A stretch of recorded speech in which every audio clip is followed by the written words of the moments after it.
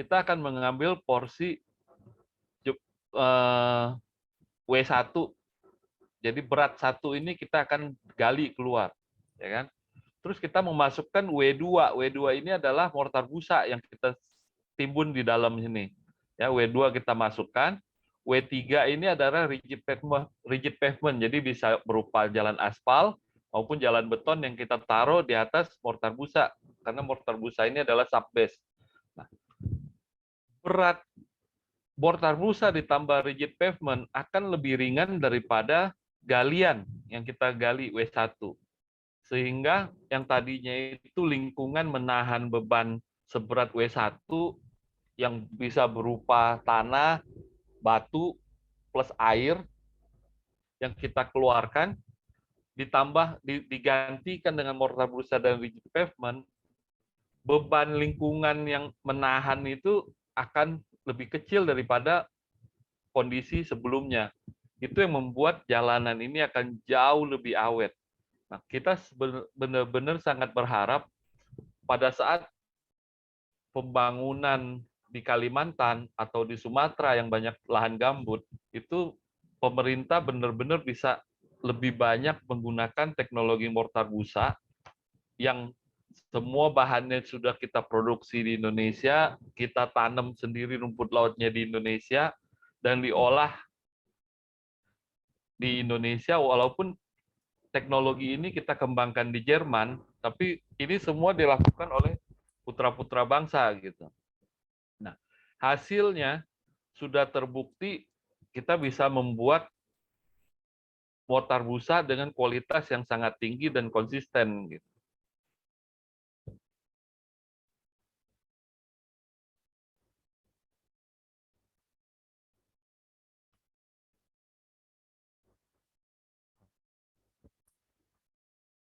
Nah, kalau kita lihat di sini, ini kita penuangan mortar busa ini aplikasinya benar-benar sangat sederhana. Kalau kita nimbun pakai tanah, ini tanah harus dipadatkan, airnya harus disedot, dikeluarkan, nunggu settle. Kalau mortar busa kita cuma tuang, dia seperti air nih, kita tuang. Dia akan ngalir sendiri, mengisi ke lubang-lubang. Nah, dalam waktu 24 jam udah bisa ditimpa lagi dengan lapis berikutnya. Jadi ini kayak kita bikin kue lapis gitu. Nah, kalau kayak di gaple itu, perempatan gaple kita sampai berapa belas meter itu numpuk. Jadi ini di gambar yang tengah atas ini, kita bisa lihat lapisan-lapisannya mortar busa, ya kan? Nah, dalam waktu 24 jam ini udah bisa dilindas oleh truk mixer. Jadi ini truk mixer yang lagi nuang, kita lihat di gambar paling kanan bawah, itu ada truk mixer lagi nuang mortar busanya. Itu besoknya truk mixer ini bisa naik ke atasnya yang tadi dia tuang nih. Jadi aplikasinya sebenarnya sangat sederhana. Cara kerjanya ya yang selama ini kita lakukan, kita menyediakan seluruh peralatan, bahan, dan tenaga kerja. Kita merancangkan komposisi yang sesuai dengan spek proyek, ya kan? Nah, jadi klien kita itu menyediakan semen, pasir, air, dan truk mixernya gitu.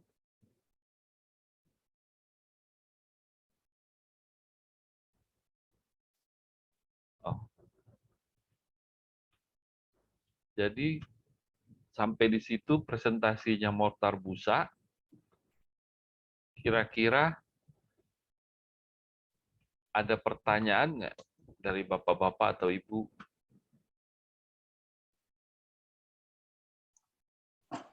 Oke, terima kasih nih Pak Handi. Dari PT IKN, ada Pak Refli, Pak Windu, Mas Anton, Mbak Dini.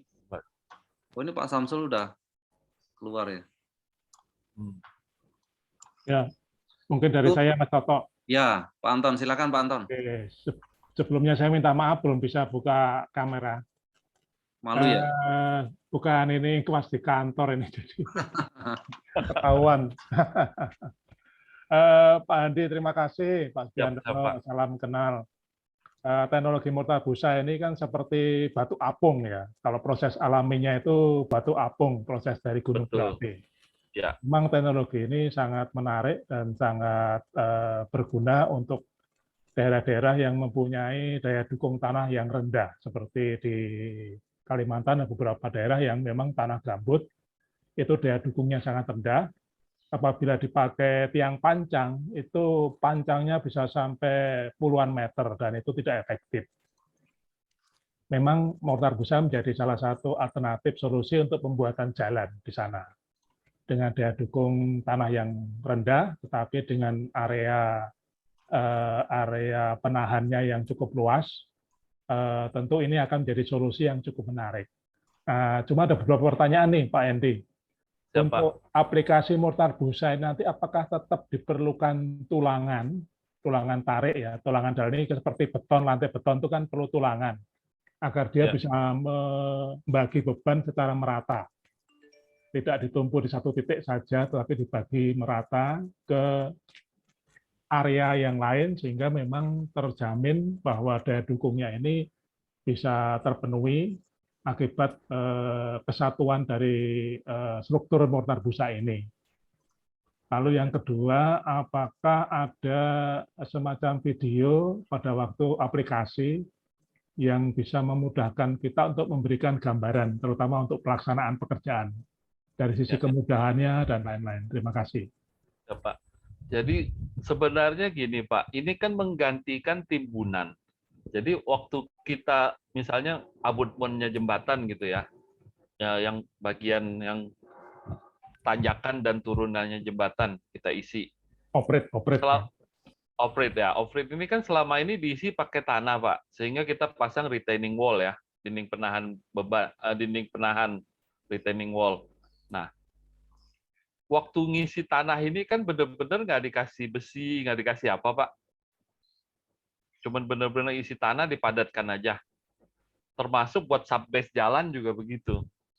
Nah, cuman kalau dalam petunjuk pelaksanaan dari PUPR, itu memang karena ini material masih baru, jadi semua orang kan masih gamang. Kalau di Amerika, di Eropa itu tanpa pembesian. Nah, kalau di Indonesia sesuai petunjuk dari PUPR, itu akhirnya setelah dicor 1 meter dikasih wire mesh 6. Jadi disusun pakai wire mesh, baru diisi lagi atasnya 1 meter. Dia antar lapisan itu ada wire mesh. Sebesar penampang yang kita tuang. Dan sebenarnya ya bagus gitu. Itu akan membuat timbunan ini akan jauh lebih kuat. Nah, kalau misalnya di Amerika, mereka standarnya ya karena menggantikan tanah, ini benar-benar dituang, ya kan, dikasih lapisan plastik supaya kalau kehujanan nggak kenapa-napa, habis itu dituang lagi, ditimpa-timpa terus, gitu, sebagai timbunan. Nah, video saya sebenarnya ada banyak sekali Pak, video dan foto-foto proyek kita di Gaple. Sebentar saya ambil. Sebenarnya kalau di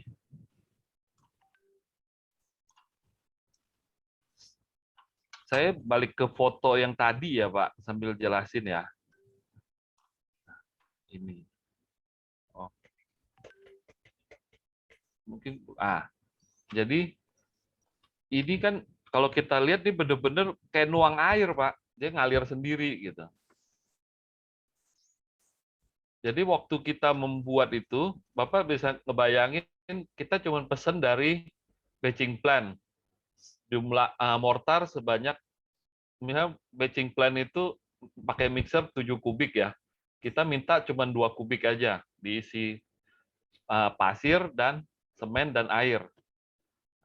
Jadi adukan itu setelah nyampe di lokasi, kita tembak dengan busa yang tadi itu yang putih-putih itu. Kita tembak dengan busa yang ini nih. Jadi kita sebenarnya memproduksi busa ini, Pak. Kita aduk ke dalam mixer, truk mixer. Setelah merata, itu dituang ke proyek. Nah, dituang masuk kayak gambar yang sebelah kanan bawah nih. Kita tuang, kadang kita bantu pakai pompa, kita tuang ke dalam ini. Setelah kering, besoknya kita tuang lagi. Nah, kalau di Indonesia itu kita kasih wire mesh. Ya, setiap kali habis nuang, sebelum tuang yang baru, kita kasih wire mesh. Wire mesh-nya cuma ukuran 6, Mbak, 6 mili. Gitu. Itu sebagai pengikat.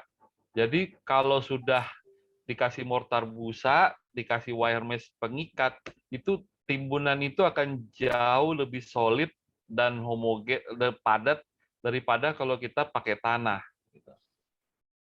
Kita kasih contoh lagi, sebenarnya ada proyeknya Waskita itu di jalan tol yang Lampung Palembang. Itu kan mereka menggunakan teknologi vakum karena itu jalanannya jalan gambut. Jadi di vakum, Pak. Di vakum pakai mesin vakum itu. Akhirnya proyek yang 37 km itu over budget 12 triliun karena masih di vakum itu. Dari awal kita sebenarnya udah tawarkan pakai ini aja, nggak usah di vakum. Karena apa? Kalau kita nunggu tanah mau settle di vakum, biayanya kan gede banget. Tapi kalau kita tuang beton ini, dalam waktu 24 jam dia settle sendiri. Jadi kalau kita bangun jalan atau jembatan, ya untuk ini naikkan dan turunan jembatan, ya kalau kita pakai tanah, kita tidak akan pernah mencapai settlement 100%. Dan settlement ini akan naik turun sesuai dengan tabel air. Kalau tabel air lagi tinggi, itu goyang lagi itu tanah. Jadi kalau kita perhatikan jembatan-jembatan yang dibangun sebelum menggunakan teknologi mortar busa, itu akan selalu pas tanjakan dan turunan akan selalu gelombang dan gampang bolong. Terjadi karena tanah ini terbawa oleh air. Jadi di mana ada lubang di rigid pavement-nya, itu akan air yang mengalir ini akan membawa sebagian tanahnya pergi. Lama-lama ya jembatannya ambles gitu. Tapi kalau ini biar ringan kan dia beton, Pak. Karena di beton, jadi air rembes, ya rembes aja lewat, dia nggak akan bisa bawa apa-apa gitu.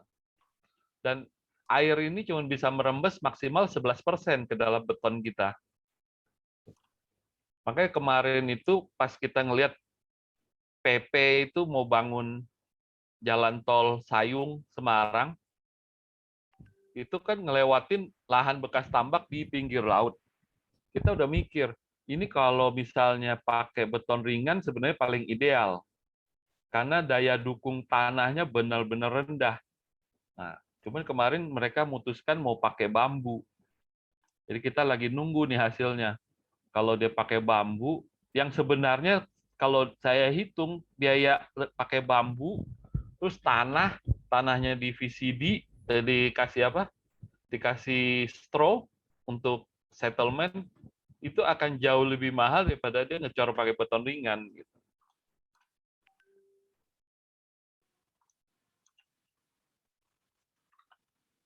Ya. Pak Anton. Ya, terima kasih Pak Andi. Saya juga lihat videonya di Pusjatan ya. Oh iya, jembatan dan jalan dan jembatan itu memang menarik dan sudah pernah diaplikasikan.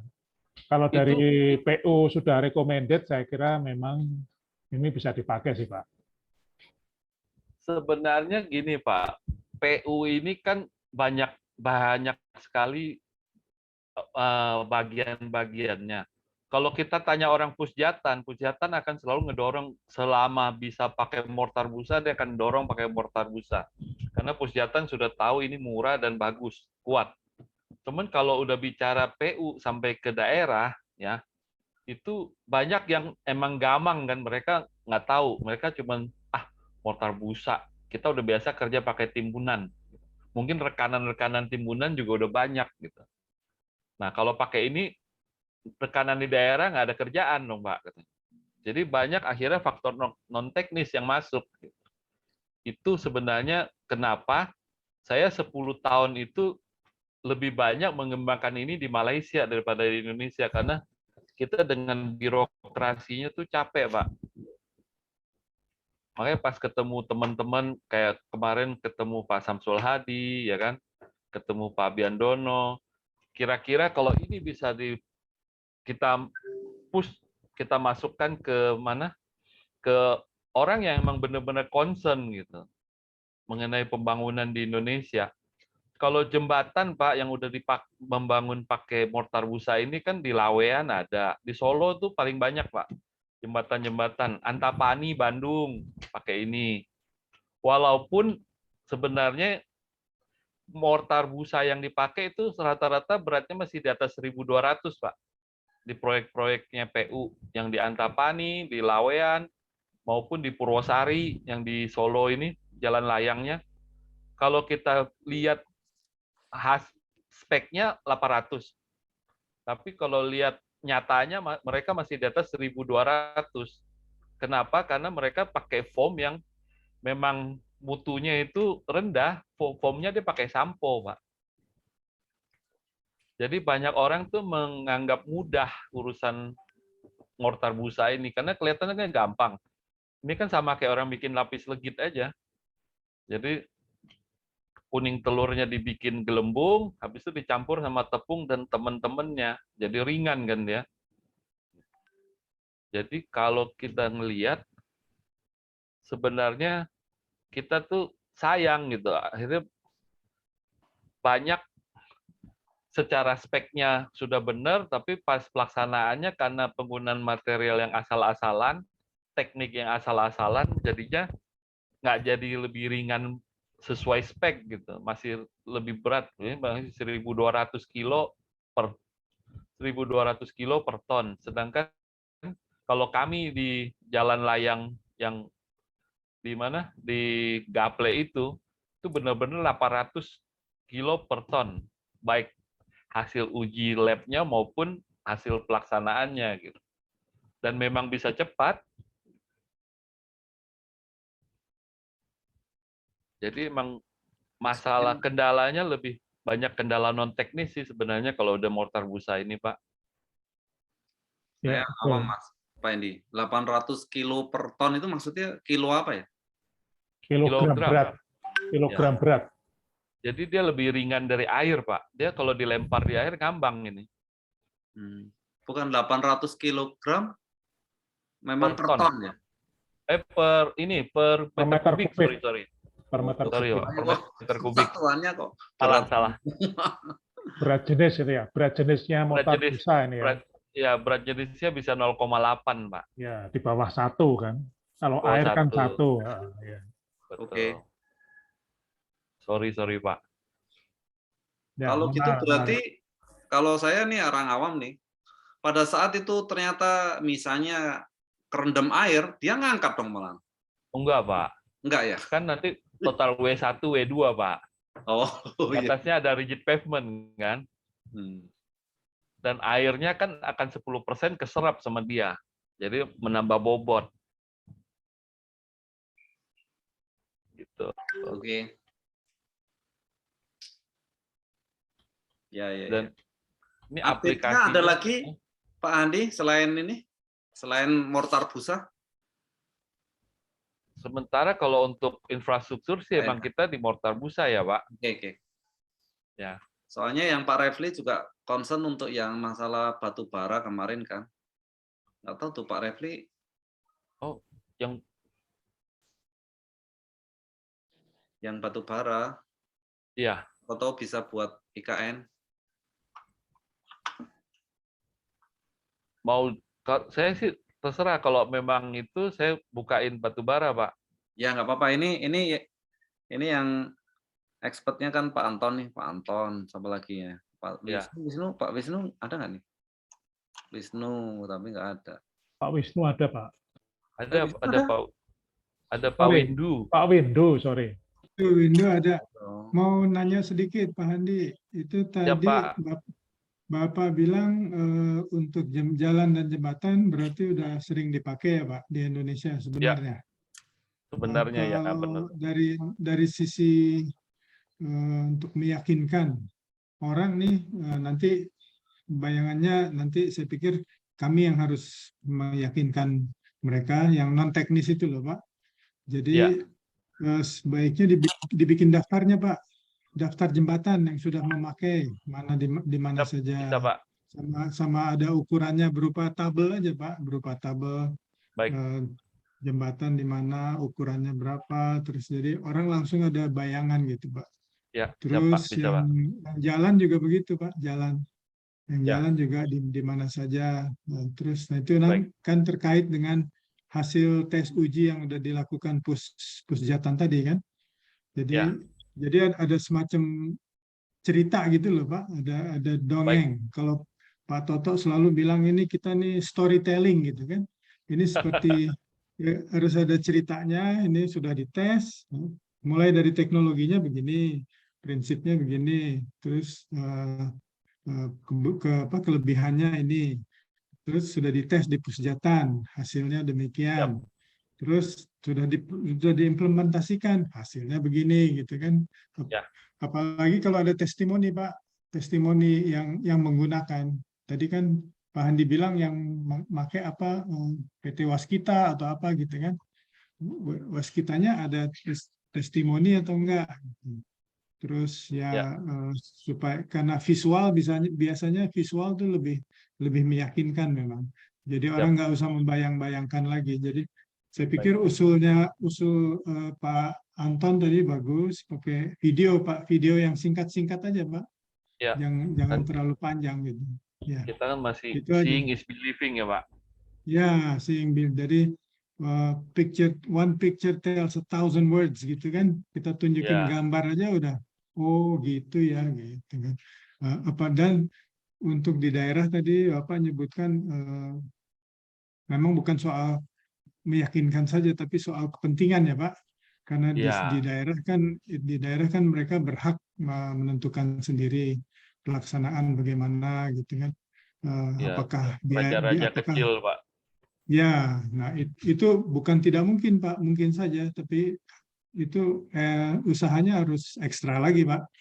Kita ekstra lagi. Si raja-raja kecil itu kan ada raja gedenya Pak di daerah. Nah, kalau kita bisa meyakinkan raja gedenya, biasanya raja kecilnya manut tuh Pak. Gitu. Sebenarnya gitu, Pak, kita tuh banyak sekali kendala non teknis itu, jadi kita nggak kerjakan. Itu adalah karena kita, halo? Ya, silakan Pak. Itu seperti kayak proyek Sayung ini, kita udah pernah presentasi ke direksinya PP Pak. Proyek jalan tol yang buat bikin bendung tanggul laut ini. Tol sekaligus tanggul laut. Cuman ya karena mereka masih berpikirnya ini proyek ini akan lebih murah jatuhnya, ya kan? Cuman kita minta pembayarannya harus jelas di depan. Kita nggak mau diutang-utangin lama. Nah, jadi mereka berpikir mendingan yang itu aja lah, yang boleh ngutang 6 bulan bayarnya jadi setahun. Karena kita kan ini usaha kecil, Pak. Jadi modal juga kan terbatas. Jadi banyak yang akhirnya emang proyek kita nggak kerjakan karena emang pembayarannya nggak ketemu gitu. Kan itu bisa dihitung Pak sebenarnya Pak. Soal pembayaran kan bisa dihitung. Bisa artinya faktor keterlambatan dimasukin juga di biaya gitu kan. Iya, cuman keburu cash flow-nya kita udah nggak kuat Pak kemarin. Itu ya mungkin itu perlu dipertimbangkan juga Pak. Untuk bisa menembus memang kalau perlu disiapkan dulu dana yang lebih besar gitu kan. Dananya lebih besar supaya bisa bersaing dengan masih ada bohirnya ya Pak. Iya, ini soal pembayaran penting Pak memang. Apalagi kepada BUMN. Kan BUMN itu keterlambatan pembayaran sudah menjadi SOP lah katakanlah di mereka itu udah SOP ya kan. Kalau jumlahnya cukup besar, mundur sebulan 2 bulan kan lumayan Pak. Buat mereka lumayan. Mereka mundur setahun itu yang dimundurin setahun udah alhamdulillah Pak. Itu separah itu gambarannya. Nah, cuman saya pikir kalau IKN agak khusus ya Pak. Ini karena semua menyorot ke sana, terus kalau ada masalah pasti akan ada sanksinya bagi yang main-main lah gitu. Jadi saya pikir kesempatan yang baik kalau bisa masuk di IKN, pemerintah saya yakin nggak akan aneh-aneh lah gitu di situ. Siap. Ya, paling sedikit tidak terlalu aneh lah mungkin. Tidak terlalu aneh. Anehnya dikit-dikit aja, Pak, gitu ya. Dikit-dikit. Nah, kalau setahun agak keterlaluan itu anehnya itu, Pak. Udah nyeleneh, Pak. Iya. Gitu, Pak. Tapi emang harus satu paket gitu. Tadi yang Pak Anton sebut. Saya kan siapkan materi marketingnya, Pak. Ya, gitu. Jadi tugas kami dari PT IKN ada dari sisi marketingnya. Nanti teknisnya Pak Handi lah ahlinya, ya kan? Gitu, Pak. Siap, Pak. Oke, Pak. Itu aja, Pak. Makasih. Makasih, Pak.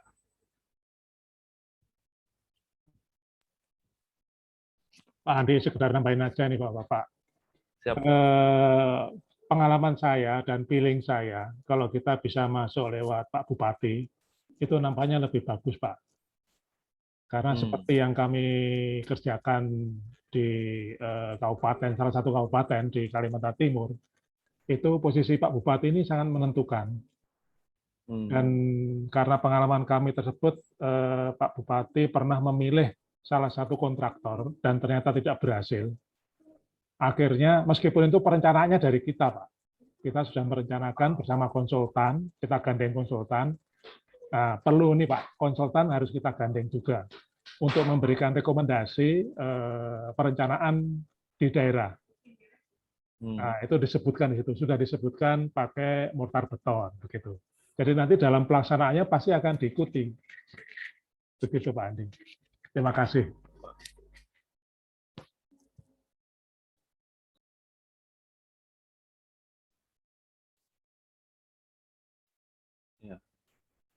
Kita memang kayak proyek yang Gaple ini kan memang dari awal udah kita giring bareng sama Pusjatan, konsultan, baru bisa ketemu angka 79 miliar, Pak. Itu kurang dari separuh loh, Pak, dari budget awal. Nah, celakanya itu kan proyek-proyek pemerintah itu kan semua itu udah ya kasarannya tuh udah arisan lah Pak. Jadi habis si A menang terus si B yang menang, kontraktornya nih. Sehingga mereka itu akhirnya kalau kerja, kalau belum mentok, dia nggak nyari kita. Ini barusan ada lagi yang kontak, ada habis bikin jembatan juga. Itu beton mortar busanya gagal, kempes semua. Nah itu baru tuh nanti orang Pusjatannya negor. Kalian gimana sih kerja? Coba cari tuh, ya kan? Pak Handi sama Bu Angel nih nomor teleponnya. Kau coba kontak minta dibantu. Jadi kita jadi kayak dokter, Pak. Orang kalau udah sakit baru kita datang beresin. Jadi yang kita di Gaple ini juga sebenarnya kan tambal sulam tuh awalnya. Jadi dari awal kita udah bilang sama yang ngedesain, ini nggak usah pakai retaining wall karena mau dipakein mortar busa. Tapi karena spek awalnya itu pakai tanah, ada retaining wall-nya nggak dicoret. Padahal itu overkill banget. Buat apa dia pasang retaining wall buat nahan beton, mortar busa yang nggak ada tekanan lateralnya ke kanan ke kiri. Jadi memang ya kalau proyek itu pengaruh konsultan gede, ya kan? Pengaruhnya yang Pimpro-nya juga gede banget. Sama emang LSM ya, LSM juga itu biasanya mereka nggak ngerti mengenai mortar busa, kita nuang, terus habis tuang nggak lama hujan, udah dia ribut. Ini saya masukin koran nih ya. Jadi mortar busa baru dituang udah kehujanan. Padahal kita emang selalu tiap kali nuang kita tutup pakai plastik, tuang tutup plastik. Tapi banyak yang emang nggak ngerti, dipikirnya ini kayak orang ngaspal nih gitu. Jadi kalau hujan-hujan nggak boleh dia ngaspal gitu. Jadi banyak kendala-kendala yang lucu-lucu lah kalau kita di proyek itu. Nah, kalau untuk subbase jalan, Pak ya, yang terkenal itu kita ngerjakan selama ini, Pak, jalan akses Tanjung Priok itu kan selalu ambles. 1 tahun itu bisa ambles 12 cm, 15 cm. Nah, Indonesia dapat bantuan dari Jepang, JICA, untuk ngerjakan subbase-nya jalan akses Tanjung Priok. Itu subbase-nya kita pakaiin mortar busa. Sampai hari ini, udah 11 tahun lebih, itu tidak pernah ada penurunan di situ. Jadi, karena bentuknya beton, dia kan nggak bisa dikompres, Pak. Nggak seperti tanah. Tanah itu kalau udah kena lembab, kena air, ketekan dia ambles gitu. Kalau mortar, kalau busa, kalau beton, ya dia ditekan ya dia diam aja gitu. Jadi kita jalan akses Tanjung Priok itu udah nggak ada pembetulan Pak, udah belasan tahun. Padahal tiap hari yang lewat tuh kontainer gede-gede. Nanti sih saya akan bikinkan satu dokumentasi yang rapi, sekaligus juga marketing, jadi berupa video dan foto-foto, hitungan teknis, simple aja gitu. Supaya emang kalau memang bisa ngomong sama bos gedenya PU sih, itu akan luar biasa, Pak.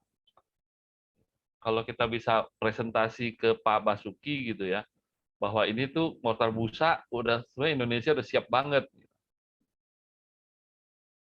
Dan selama ini dikerjakan asal-asalan, orang pakai sampo, Pak.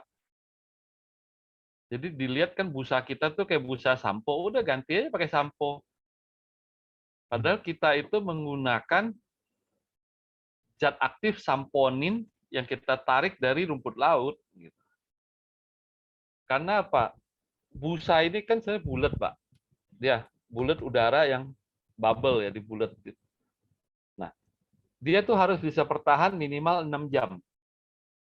Walaupun digesek dengan pasir, digesek dengan semen, ya kan, dipompa, dia nggak boleh pecah minimal selama 6 jam.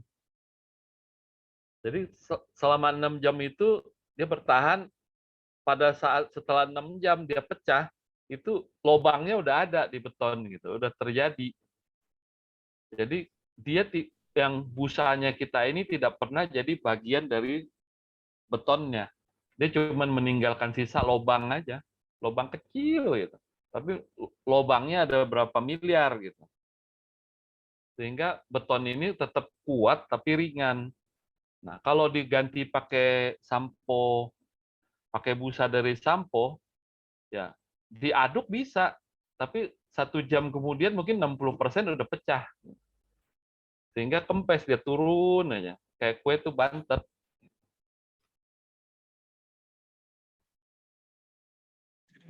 Saya pikir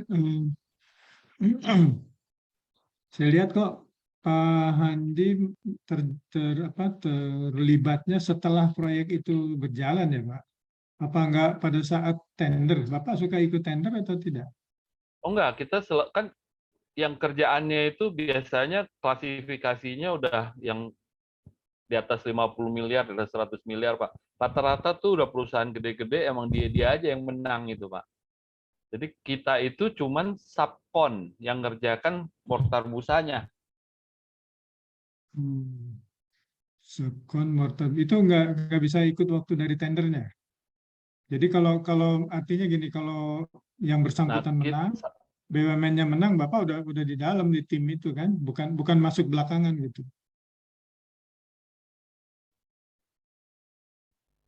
Ini yang sebenarnya dulu yang di PU-nya, dari pihak PU kan ada namanya Pak Ali. Nah, dia disuruh jadi Pimpro kan. Nah, beliau ini yang ngotot karena nggak mau gagal, nggak mau mortarnya ini berat, itu rada ngotot ke yang menang tender. Kalian kalau menang tender, kalau kerjaannya mau lancar, coba pakai yang ini, subkonnya. Jadi dititipkan, ngototkan pakai ini. Makanya kita kerjakan yang gaple ini. Walaupun sebenarnya dari mulai proses perencanaan, penyusunan SK Dirjen itu kami dilibatkan di teknisnya sama Pusjatan. Gitu. Tapi tidak masuk di konsorsiumnya? Enggak. Tidak masuk. Kenapa, Pak? Enggak masuk, Pak. Kenapa? Ya karena memang apa ya? Jadi kita itu selalu kerja ganti-ganti baju, Pak, ganti bendera. Kalau saya pikir salah satu Karena potensi keterlibatan harusnya di situ, Pak. Jadi karena tadi kan disebutkan bisa menghemat biaya sekian persen, 30% ya, Pak. Ya. Biaya 30%, waktu sekian persen. Sampai setengah, Pak. Hematnya Hah? 51%, 52% itu hemat biayanya. Biayanya. Nah, ini kan kalau kelebihan ini digunakan waktu tender kan Bapak akan menang semua tuh tender. Ya, sedangkan kalau sudah jadi kontrak, pertimbangannya lain, Pak. Yang pegang kontrak kan bukan hanya melihat, oh ini saya bisa menghemat sekian gitu kan. Anggarannya udah ada, untuk apa dia menghemat? Gitu. Apalagi bohirnya ngelihat sekian persen dari sekian rupiah. Ya makin gede rupiahnya makin bagus dong. Iya kan? Untuk apa dia ada penghematan? Nah, waktu awal penghematan dibutuhkan waktu tender, waktu bersaing, Pak. Yang lain masuk di sekian M, Bapak setengahnya gitu kan. Nah, pasti akan menang. Kita bawa ke PT IKN ini, sebenarnya kita berharap PT IKN-nya yang bisa kemana-mana ini, Pak. Oh gitu, oke. Kita support Bapak di belakang, tapi kita secara teknis udah gitu. Oke, nanti berarti peran kita lebih jelas. Nanti kita akan bahas lebih detail lagi di kesempatan berikutnya ya. Pak Anton, saya pikir banyak pengalamannya tuh Pak Anton. Kemudian nanti Pak Toto juga ada pertanyaan-pertanyaan. Terus saya pikir pendekatannya harus menyeluruh, Pak, harus holistik gitu, bukan hanya cari kerjaan sesudah orangnya menang gitu kan. Jadi istilah dagangnya jadi kayak ketengan gitu kan, Pak. Ketengan cari sini, kita cari soalnya situ. UKM, Pak. Masuk aja di konsorsium gedenya, Bapak pegang teknologi, kemudian ada penghematan biaya sekian, pasti welcome itu Pak pada saat tender. Kalau sesudah tender udah pemenang nggak begitu welcome lagi Pak, karena udah ada komitmen. Sebenarnya kita kuat di R&D, Pak. Jadi untuk pengembangan foam agent-nya ini kita kerjasama dengan BILB Jerman, Bremerhavener Institut für Lebensmittel und Biofarentechnik. Jadi mereka memfasilitasi kita untuk mengekstrak saponin dari rumput laut. Karena itulah yang paling bagus. Yang bisa membuat betonnya ini, busanya ini kuat. Nah, sedangkan kayak mesin foam generator segala, ini kita desain sendiri, Pak. Ya, itu di chat tuh ada poin bagus tuh dari Pak Anton, bahwa kalau masuknya dari tender kan ada mata pembayarannya, ada mata anggaran pembayaran untuk foam, gitu kan. Sedangkan kalau mereka udah menang dan tidak ada mata anggaran pembayaran untuk foam, nggak bisa mereka masukin, ya kan? Ya, benar. Jadi harus agak lebih awal Bapak masuknya lebih. Nanti dengan IKN masuknya lebih awal gitu Pak. Siap. Mesti ada yang gandeng Pak ini Pak. Ya. Dan kalau mungkin boleh saya tambahkan, Pak Andi. Ya, Pak. Ya, memang betul kenapa kita melibatkan IKN dalam hal ini adalah untuk mengatasi kesulitan kita yang tidak bisa dilibatkan dari awal. Itu satu. Kedua, juga backup untuk finance. Dalam arti kata, tadi kan Bapak mengatakan kita harus hitung. Kita jangan sampai di tengah jalan kita berhenti. Nah, inilah yang kita harapkan kerjasama kita ini bisa menanggulangi problem-problem dari yang tadi disampaikan oleh Pak Handi. Saya kira itu Pak yang saya perlu tambahkan. Oke, Pak. Jadi kalau peran IKN bukan hanya sebagai marketing saja, Pak. Bukan. Itu. Oke. Kalau bisa Karena ini jadi memang- produknya IKN, Pak. IKN, oke. Ya nanti kita akan bahas lebih detail internal IKN dulu ya Pak. Gimana Ya, potensi ini bisa kita gunakan dengan sebaik mungkin. Oke Pak, kalau gitu Pak. Udah lebih Pak. jelas. Terima kasih. Silakan kalau ada yang lain. Kalau dari saya sudah cukup Pak. Terima kasih. Oke, saya pikir sudah saya simak semua. Tim juga dari IKN sudah menyimak.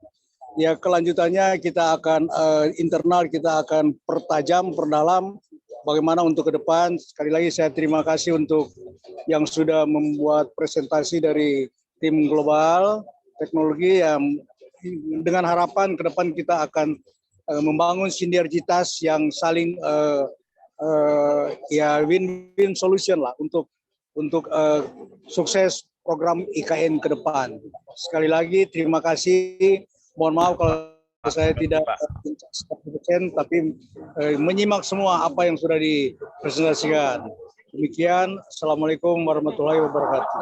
Waalaikumsalam warahmatullahi wabarakatuh. Waalaikumsalam warahmatullahi wabarakatuh. Izin saya end meeting ya, Bapak-bapak. Ya. Terima kasih, Terima kasih, Pak. Bapak-bapak semua. Bapak-bapak, Ibu.